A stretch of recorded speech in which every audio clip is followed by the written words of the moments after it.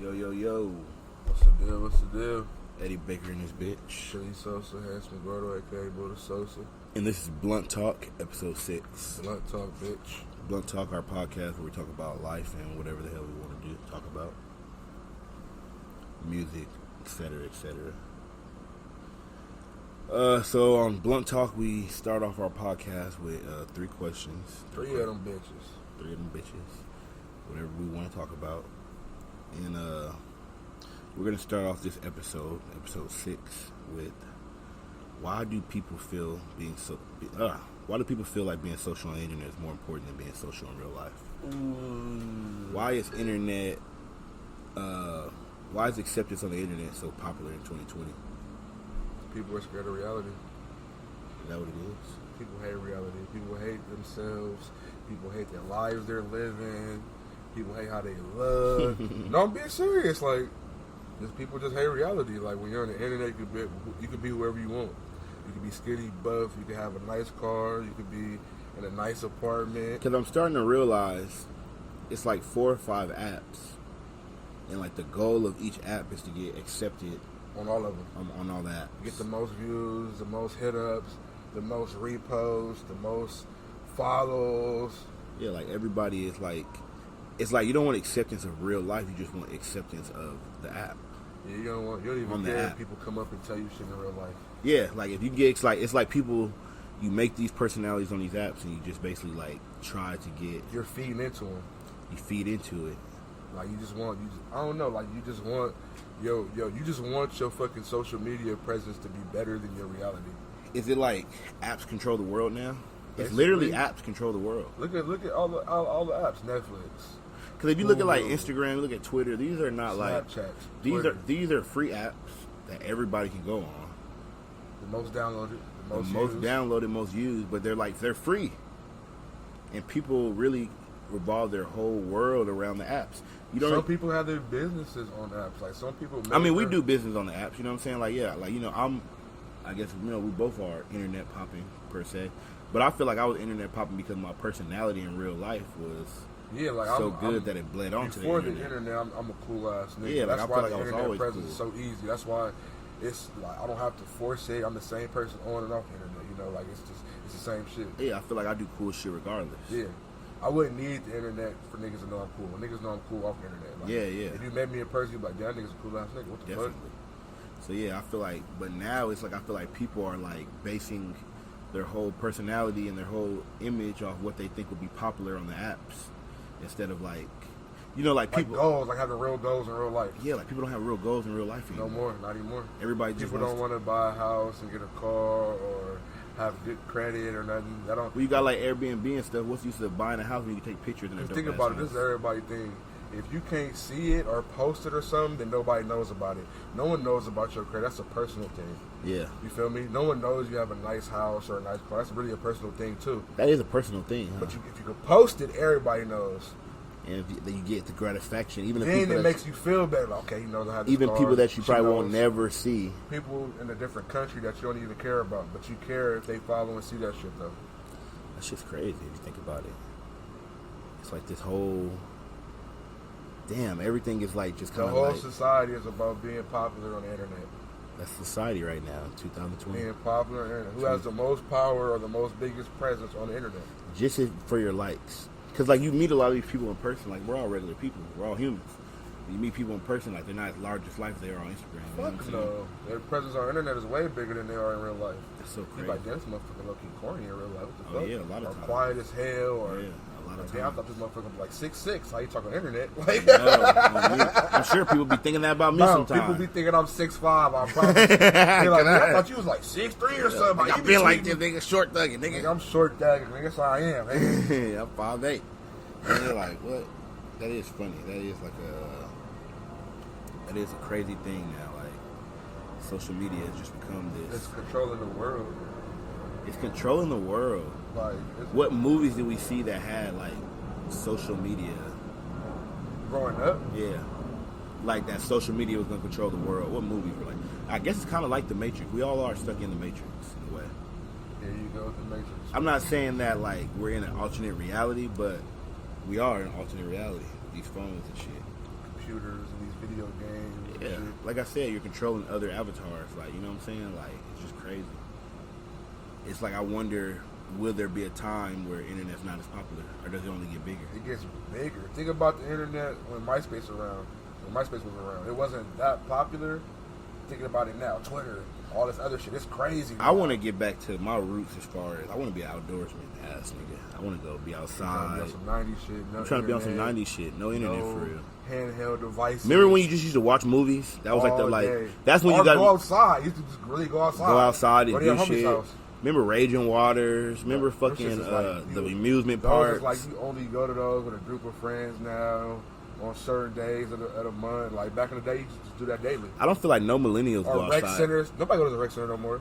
No, what? You go to the rec to play basketball. Only hood. Only in the hood. Ghetto. I don't know. They probably don't even do that no more. The hood don't even do that no more. They're probably closing down a lot of rec centers in the hood. There's a rec center I seen recently just closed down. Because, nigga, who's going to the rec anymore? Well, we had Guasi out here. Nobody go to Guasi no more. It's just probably closed. It's not closed down, but it's not some niggas to go to anymore. It's so crazy. Like I said, people just don't want... People rather have social media interaction than real social interaction. Real shit. And it's just so crazy that is like taking over. We been knew it was going this direction. Like we been knew it. Like we used to talk about it back in the day. Like watch, everybody's not gonna be able to perform in real life. People gonna be like robots, just only want to be on the internet. And if you look at the iPhone, look at us right now. We both have our iPhones in our right hands. You know what I'm saying? Like that's so crazy. Like that's my fucking heartbeat right now. It is a heartbeat. Everything revolves around this phone.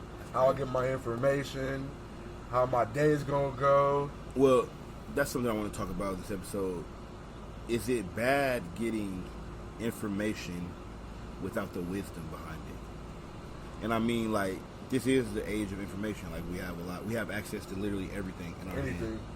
But right on Google. Do we have the wisdom to be taking in all this information and like the life experience to be able to even like register some of the information we're taking in? We probably we know so much now, and it's like some of this information we can't even do anything with. We can't even process it right. Can't even process it. It's like it's very scary how much, even kids today. That's why every kid has a phone and stuff. You can look up everything. Kids aren't learning anything anymore. Kids aren't like, are they life. even teaching like sexual education in class anymore? Who knows? You don't need to. You can go to porn. Internet. Yeah, you can. I mean, porn is like, everywhere. You feel me? Like, remember if you back have in an the day, iPhone, you had to sign up a permission slip from your family to learn about sexual education in class? Yes. Like, do they even have that no more? Because you know about sex in third grade now, second grade, first grade. Well, like, because I feel like porn is so big. Like, most kids have an iPhone. Like, it's kids these days, their parents are on OnlyFans. True. Your mom is on OnlyFans. Why is she wearing sexy bathing suits in the house in the middle of the day? True. It's cold outside. On camera. Come on now, like that's some crazy the shit. internet is wild, bro. Like the internet kids is like are the knowing equivalent too much. of the Wild Wild West, but it's on the net. It's like mine. That's why kids are so grown now. You look at all these like new Generation X kids. Bro, kids be fucking 7, 8 years old on Instagram and Twitter. Like, what the fuck? I was outside playing freeze tag. Me, I was playing so much shit. Like riding my bike. You feel me? I wasn't street hockey. We was out there fucking being out all night, getting dirty, playing fucking football or something. Yeah, kids are definitely not. We had the street light rule back then. That's not even a thing no more. Come on before the street lights. Oh yeah, kids go straight home. You don't have to tell your kids to come on for the street lights. They're already at the house. Yeah, they're playing video games. They in the crib. And it's like I don't even know. We don't even know how school is now with phones. I think we were. Our generation, it was like untolerated. You can't no have phone in class, in your pocket phone, not off but on vibrate. Yeah. Now there's probably so many rules. And it's dangerous not to have my phone out. Not to mention iPhone wasn't as popular when we were at school. Like when we got Androids and Boost Mobile and fucking shit like that. So you couldn't even surf and like Instagram. It wasn't that fast to be in your hand in class like that. That has to fuck up kids a lot. Having because you can look up an answer on Google in class while you're taking your test. Boom. Think about it. Kids are verified now. Like in sports, anything. Like, why are you verified in high school? That's crazy. Like, how does that mentally make you feel if you're verified in high school? You feel like you're better than everybody? Hell yeah, because everybody knows you're good at what you do. You're verified. You're the shit at what you do. You're verified. Come on now. It is true. Like, you got like LeBron James and Shaq's son. They got like millions of followers. Verified. Verified. Been verified. Years in now. They already know that. Like, we're supposed to be somebody in society. Well, it's kind of like being verified, that helps you get into the game now. Like, think about it. Like, they're probably the new scouts and shit are looking at verified people and stuff. Or you got to think of like even boxing. Like, you see, you got like Javante Davis, who like is big in our. Is that a new way in life? If you're verified or not, should we fuck with you? Should we even give you a chance? Why should we look at you? You're not verified. I guess I feel like that's how it kind of is. I'm not even verified on any of my social media. People are always like, you should get verified, but I'm like, damn, like, what does me being verified I'm keeping it street right now. Yeah, like, well, what does me being verified have to do with what I'm doing? Like, you know who I am. You know who I am. You know what I do. I know what I do. So I got to verify. Who am I getting verified for? That's the question. The viewers. It's for the viewers. It's not for yourself. It's honest. I thought the verification was to say that you're the real person. Yeah. That's all it's for, right? To say that you're the real. This is your real profile. That's what I feel like it is. But society has made something bigger. Oh, you're verified. Who is this? Verify like you are somebody. You're the real who of somebody. Let's follow them and figure out. And like we should all be verified. We're all one people. Like, you know what I'm saying? Like, there's only one of you. There's only one of me. There's only one of everybody. That's not how the world is. And we all can't be verified. That's not fair. I guess verification is something that you need in this world to be somebody. You're not verified somebody. Sure. It's crazy how society is. And they're like, damn, you're big as hell. Why aren't you verified? That's the first thing. Like, why do you say that? Why have to be verified for you? Why do I have to be verified? You just said I'm big as hell. Why aren't you verified? I'm big as hell. Why do I have to be verified? Why? Exactly. Why do you have to be verified? Yeah. Like, what the fuck? I'm big as hell. Because they just want you to be verified. People want verification. That's crazy. It's deep. It's like a comfort thing. It's a comfort thing. You're verified by this site that you're somebody. I'm going to be somebody, or I'm supposed to be somebody big because they verified me. It's almost like a promise. Yeah, I'm going to be somebody. I'm verified. But 9 out of 10 could be some bullshit. You might not be nobody. You might just be verified. Well, I've seen people that are verified that aren't even popular. They just bought the verification badge back in the day when it was cheap as fuck for the low. You definitely buy it. You know what I'm saying? Like I said, society is different in this. From me being a 20-year-old to now being 28, so much shit's changed. A big ass jump. Whoa. A big ass jump. Because I feel like when we first started getting on Twitter and everything, like, you didn't really, like, you just were on there. You know what I'm saying? I didn't get on Twitter till 2011. I made one, like, my prom, and I never got on until I became a rapper. I didn't get on to Twitter 2011, and the only reason I didn't get on, I had a girlfriend the whole time, so I would have got caught up. And then I wasn't really on the internet like that for real. I even made a Facebook and deleted it. I'll make one, delete it. I made my Twitter the first year. I made like 7 of them. I kept deleting them. I wasn't feeling it. Facebook is actually kind of how I got popping on the internet because I used to always post my weed and shit because I used to be selling weed. This nigga. And I'll be posting flexing weed. To the feds on Facebook. Because, you know, I didn't know about the internet like that. Like, think about it. Like, me too. That's why I was so nonchalant with it. Like, exactly. Yeah, I'm putting like my nigga scales and weed baggies and weed. All type of shit. My mama unfollowed me and shit. I was going too crazy. Yeah, I was going too crazy on Facebook. And then the homie was like, "Get Twitter," and that's when I got Twitter. Oh, this is uncensored. This is way better. Exactly, and then that's how I got popping. I used to have all the weed pages follow me at first, and then I started rapping afterwards. But yeah, like it's the internet's changed now. Like I said, it's really. I mean, you made a good point on the last episode where you were talking about how when Instagram let like Android and everybody else get on, turned up. That's when the internet got fucking turned up.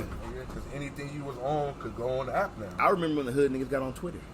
It went crazy. At first it was like, niggas there's no hood niggas on Twitter. It wasn't Shooters no ain't on Twitter and Instagram. It wasn't. They are.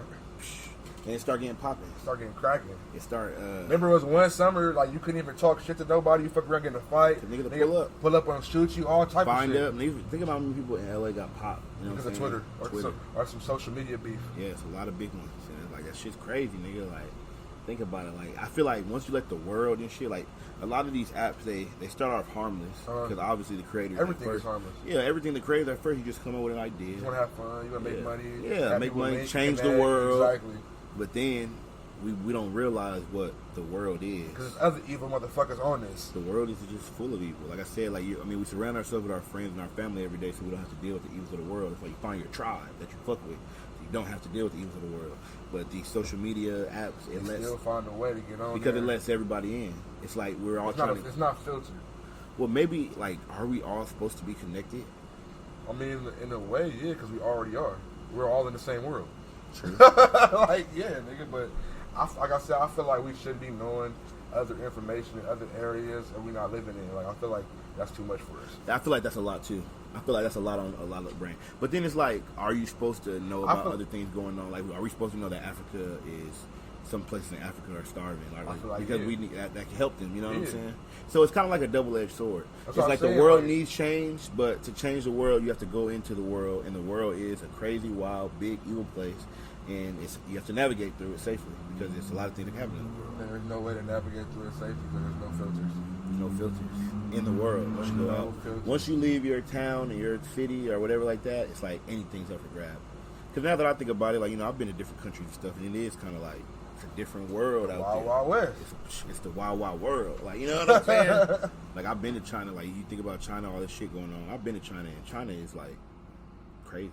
You know what I'm saying? Like, it's really like I can't even fathom. You can't fathom it. Like, when you go there, it's like a place you've never been because it's just like a different world. Like, they don't run by America's rules. Like, we really out here, we're really free. It's so crazy. Government runs, police run. It's a lot of fear. You know what I'm saying? It's like the government runs everything. The police. You feel like the U.S. want to be like that? Nah, we don't. I feel like we're anti. No, not the people, the government. Nah. I'm gonna keep it real. Our government's way more cooler. like our government's cool. Like you don't see a bunch of military trucks and cops. Oh, bro. Like once you go to other places, bro, you realize America is the greatest country on earth. I don't care what nobody says. Like. We need to really like appreciate this country because I've been to other places and there's no place like this.